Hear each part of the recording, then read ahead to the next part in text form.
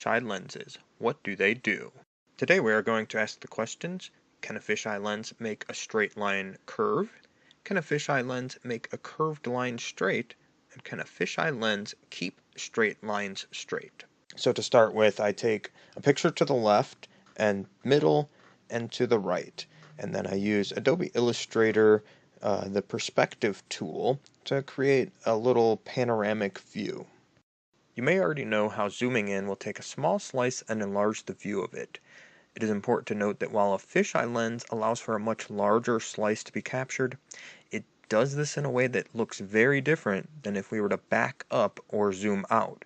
Let's experiment more to find out what's going on. So here are some examples of relatively straight lines, first with a standard lens, then with a fisheye lens attachment.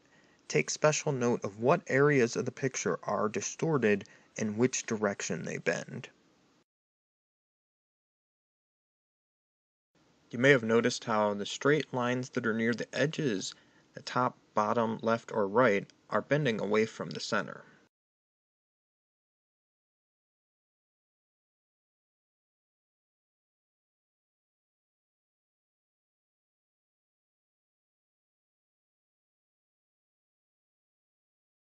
However, the lines that run through the center of the image appear to remain relatively straight. This is because the areas that are being stretched or compressed are in the same direction that those lines run.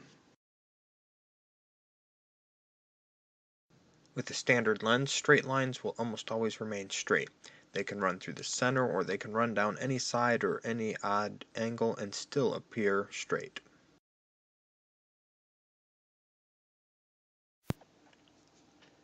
With a fisheye lens, straight lines usually appear to bend. They will only remain straight if they run through the center. The further away a line is from the center, the more exaggerated the curve. So now that we understand the direction an image will be compressed with a fisheye lens, do you think it is possible to make a curved line appear straight? If so, how would it be done?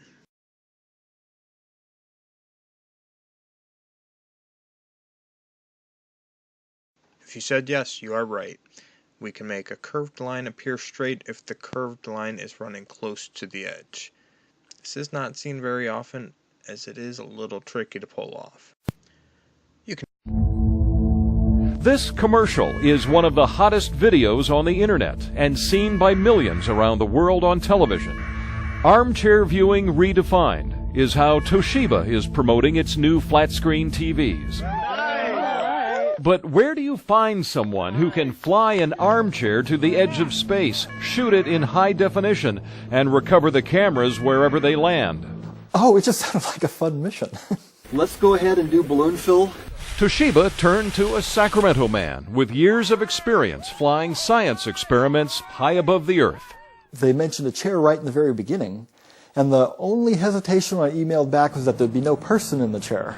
John Powell runs a small aerospace company. Okay, not quite yet, Paul. Okay. We're getting close. He relies on the help of volunteers. Oh, I knew we could do it.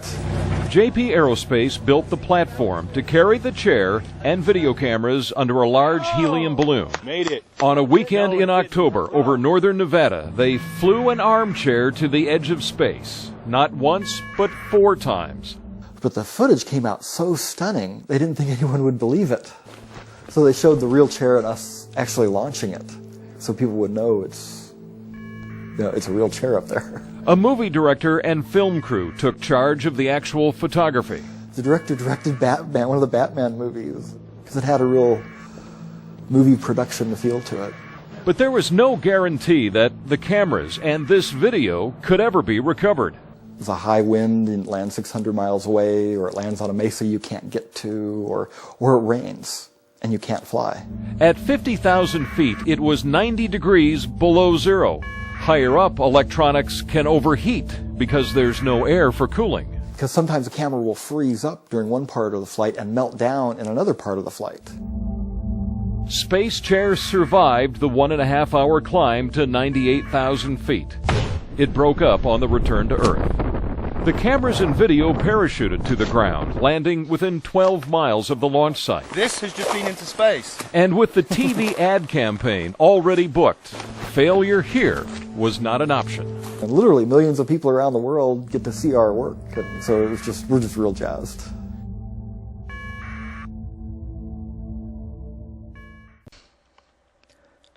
On each vehicle, we check the camera angle twice before each launch, which means lifting the vehicle up in the air. For our initial tests, we used a foam core chair at the shop to do the same thing. Between the JPA crew and the commercial production crew, there were a lot of people out on the desert.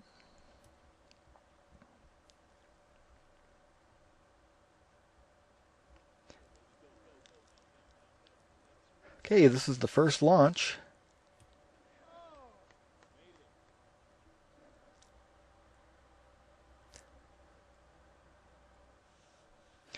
Okay, here we're prepping Vehicle 2. For all 104 missions we've flown, I've been on the launch team, always the last person to touch the rocket, airship, or balloon as it leaves the Earth. On the second launch, I wasn't needed, so I watched from the sidelines. This was the oddest moment I've had in 30 years with JP Aerospace. But the launch team performed perfectly, and after a few minutes, I got over it.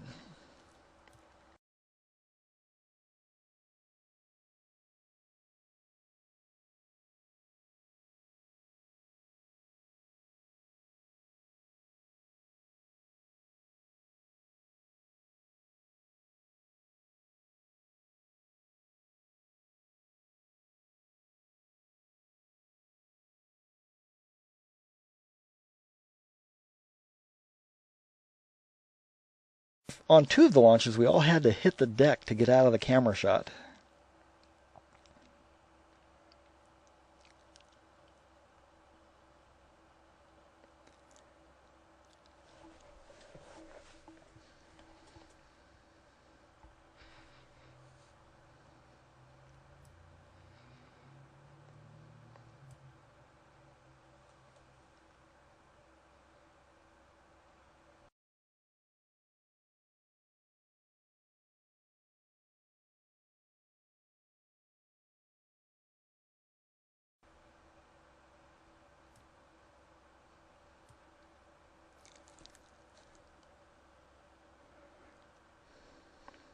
There's the infamous car speeding by right after a launch.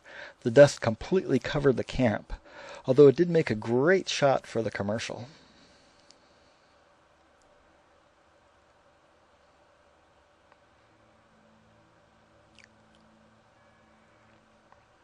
There's one dusty cameraman. Here's the first vehicle landing site. The decks on the high rack are designed to collapse on landing. No equipment was even scratched on any of the four vehicles. Welcome to day 2. We had to break down the entire camp and start all over at 3:30 the next morning. Yep, another beautiful sunrise at Black Rock.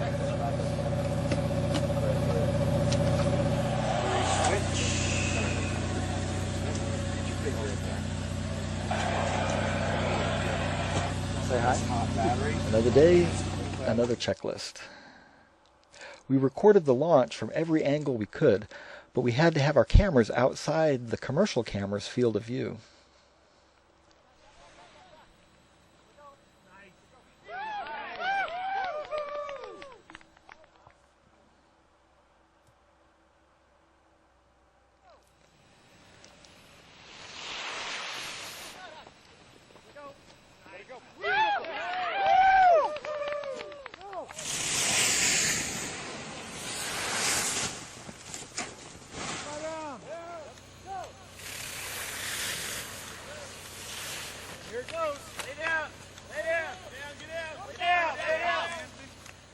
Now there's a great moment in time. We were able to see each balloon all the way from the ground, all the way up to the edge of space and to the burst.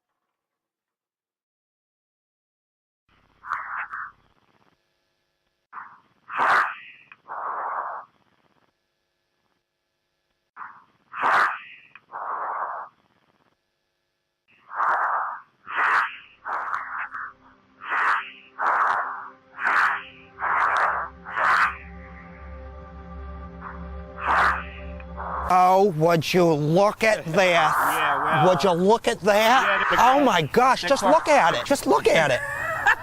Just look at it. Yeah, well. What the heck is that?